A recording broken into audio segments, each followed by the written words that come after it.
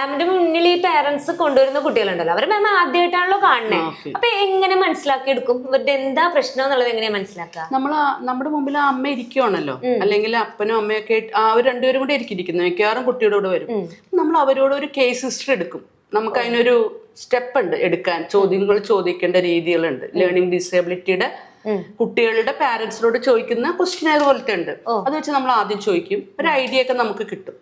Okay, അതിന് പാരന്റ്സിനോട് വെളിയിലിരിക്കാൻ പറയും, പുറത്ത് വെയിറ്റ് ചെയ്യാൻ പറയും. എന്നിട്ട് നമ്മൾ കുട്ടീനെ വിളിച്ചിട്ട് അതിനൊക്കെ ഓരോ അസസ്മെന്റ് മെറ്റീരിയൽസ് ഉണ്ട്. നിംഹാൻസിന്റെ ഉണ്ട്, പിയേഴ്സണിന്റെ ഉണ്ട്, ഗവൺമെന്റിന്റെ ഉണ്ട്, നമ്മുടെ സെൻട്രൽ ഗവൺമെന്റിന്റെ. ഇതിൽ ഏതെങ്കിലും ഉപയോഗിച്ച് നമ്മൾ കുട്ടിക്ക് അസസ്മെന്റ് കൊടുക്കും. ഓക്കെ, അപ്പൊ അസസ് ചെയ്ത് കഴിയുമ്പോൾ നമുക്ക് കറണ്ട് ലെവലോ അറിയാൻ പറ്റും. പെർഫോമൻസിന്റെ കറണ്ട് ലെവൽ പെർഫോമൻസ് എന്ന് പറഞ്ഞാൽ എന്താണ്? ഇപ്പൊ നമ്മൾ 8 പഠിക്കുന്ന കുട്ടിക്ക് 2 ലെവൽ പുറകോട്ടാണ് നമ്മൾ കൊടുക്കുന്ന ടെസ്റ്റ്. ഇപ്പൊ 8 പഠിക്കണാകുമ്പോൾ 6 കൊടുക്കും. ഈ 6 ടെസ്റ്റ് കുട്ടി ചെയ്യാൻ പറ്റിയില്ലെങ്കിൽ നമ്മൾ പുറകോട്ട് വീണ്ടും പോകും.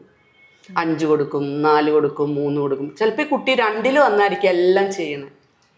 അപ്പൊ കുട്ടിയുടെ ബ്രെയിനിന്, ഈ 8 പഠിക്കുന്ന കുട്ടിയുടെ ബ്രെയിൻ അപ്പൊ എന്താ 2 അല്ലേ? അപ്പൊ 2 പഠിക്കേണ്ട ഒരു വിവരമുള്ള കുട്ടിയാണ് ഈ 8 ആ കുട്ടിക്ക് പഠിക്കാൻ പറ്റും? 8 താങ്ങാവുന്നതിലും അപ്പുറത്തായിരിക്കും. അതാണ് ഇവിടെ സംഭവിച്ചുകൊണ്ടിരിക്കുന്നത് നമ്മുടെ സൊസൈറ്റിയിൽ. ഓക്കെ, അത് നേരത്തെ ഈ പാരന്റ്സ് നമ്മൾ ചോദിക്കും, നിങ്ങൾക്ക് ഇതിനെപ്പറ്റി അറിയായിരുന്നോ? ഇത് കുട്ടിയുടെ ടെസ്റ്റ് എല്ലാം കഴിഞ്ഞ് നമ്മൾ പാരന്റ്സിനെ വീണ്ടും വിളിക്കുമല്ലോ.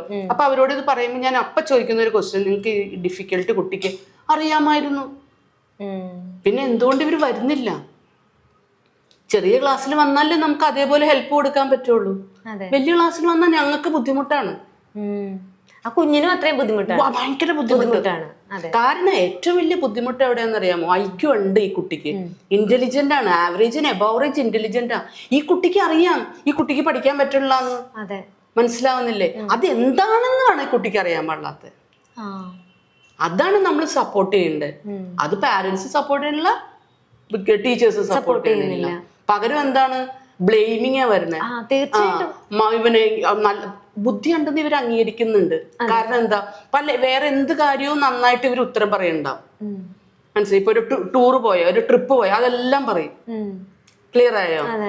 എല്ലാം ചോദിച്ചാൽ പറയും. ഒരു സിനിമ അല്ലെങ്കിൽ എല്ലാ കാര്യങ്ങളും പറയും. പക്ഷെ ഈ ഒരു ഏരിയ പഠനത്തിന്റെ റീഡിങ്, റൈറ്റിംഗ്, സ്പെല്ലിംഗ് വരുമ്പോഴാണ് ഇവർക്ക് പ്രശ്നം ഉണ്ടാവുന്നത്. അപ്പൊ ഇവരെന്ത് ചെയ്യും? ഇവരെ ബ്ലെയിം ചെയ്യണമല്ലോ എളുപ്പം.